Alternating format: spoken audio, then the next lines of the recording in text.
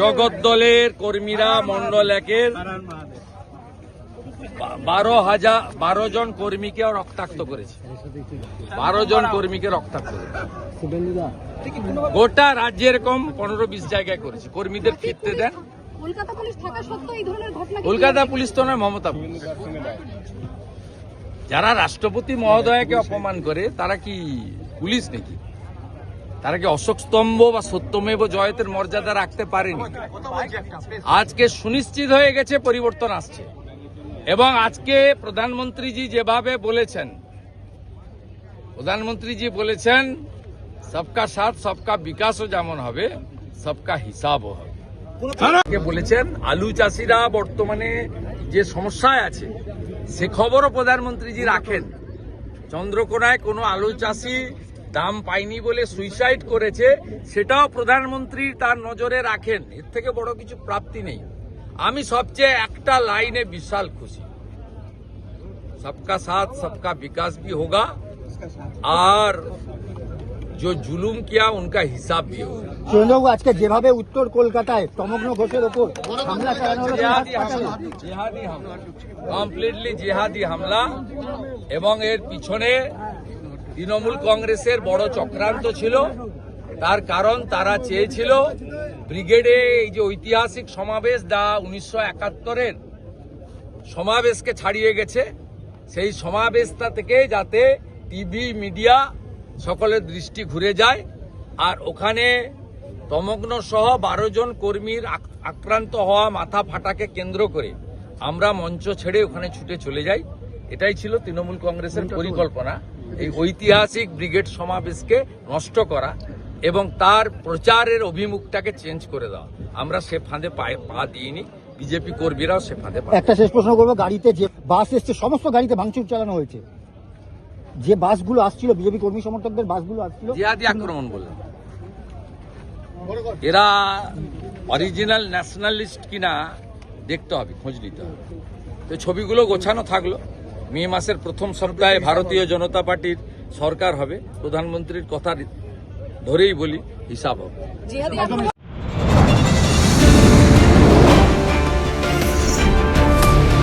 बांटेगा तो काटेगा, एक रहेगा तो नेक रहेगा। এটা বাংলাতে খুব দরকার। হিন্দু যদি বাঁচতে চাও, পশ্চিম বাংলায় পূজা করতে গেলে হাইকোর্টে যেতে হয়, গেরুয়া ধ্বজ নিয়ে বেড়ানো যায় না। বদলা আমি নিব, ভরসা আমার উপর রাখুন। জয় শ্রীরাম।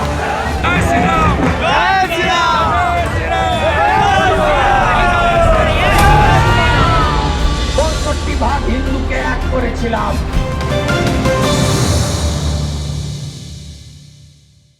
লক্ষ লক্ষ মানুষ যারা এসেছেন, গণদেবতা জনতা জনার্দন, বিশ্বের সর্ববৃহৎ রাজনৈতিক দল, যার একটাই মন্ত্র, রাষ্ট্র সর্বোপরি, রাষ্ট্র সর্বোপরি, নেশন ফার্স্ট, নেশন ফার্স্ট।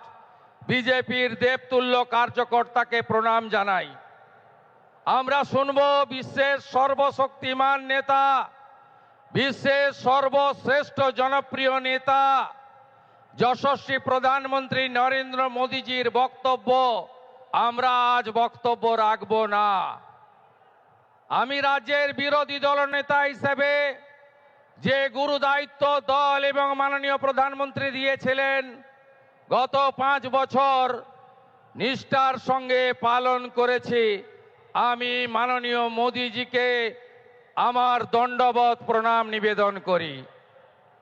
রাজ্যের ভারতীয় জনতা পার্টির লোকপ্রিয় সভাপতি, রাজ্যসভার সাংসদ শ্রমিক ভট্টাচার্য, ভারত সরকারের 2 রাষ্ট্রমন্ত্রী ডক্টর সুকান্ত মজুমদার, শান্তনু ঠাকুর, 3 প্রাক্তন সভাপতি বরেণ্য তথাগত রায়, সম্মানীয় রাহুল সিনহা, সম্মানীয় দিলীপ ঘোষ এবং সর্বোপরি মাননীয় মিঠুন চক্রবর্তী সহ সম্মানিত মঞ্চ। আমাদের প্রধানমন্ত্রীর কথা আমরা শুনব। তিনি 3 দিন ধরে আসাম এবং পশ্চিমবঙ্গ সফর করছেন। 18,700 কোটি টাকার উন্নয়ন দিয়ে গেছেন।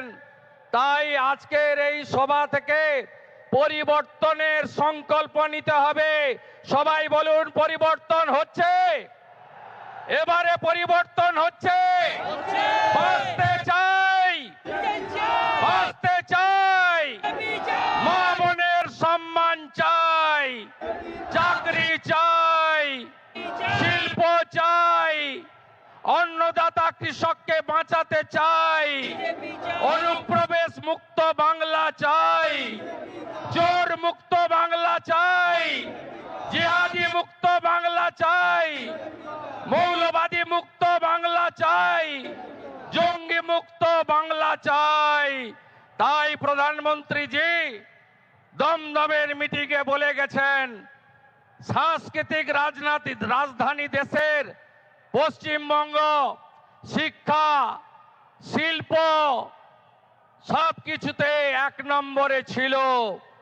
তিনি বলেছেন, বাংলার হিত গৌরব ফেরাবে বিজেপি, গ্যারেন্টারের নাম নরেন্দ্র দামোদর দাস মোদী। আমরা মোদীজির নেতৃত্বে ডবল ইঞ্জিন করব, রাষ্ট্রবাদী সরকার করব এবং আদর্শ বাঙালি শ্যামা প্রসাদ মুখার্জির স্বপ্ন পূরণ করব। তাই বলুন, পাল্টানো দরকার, পাল্টানো দরকার, আরো জোরে পাল্টানো দরকার, পাল্টানো দরকার, পাল্টানো দরকার, পাল্টানো দরকার, পাল্টানো দরকার। গো মাতা কি, गंगा माता की, माता काली की, माता दुर्गा की, हर हर वंदे।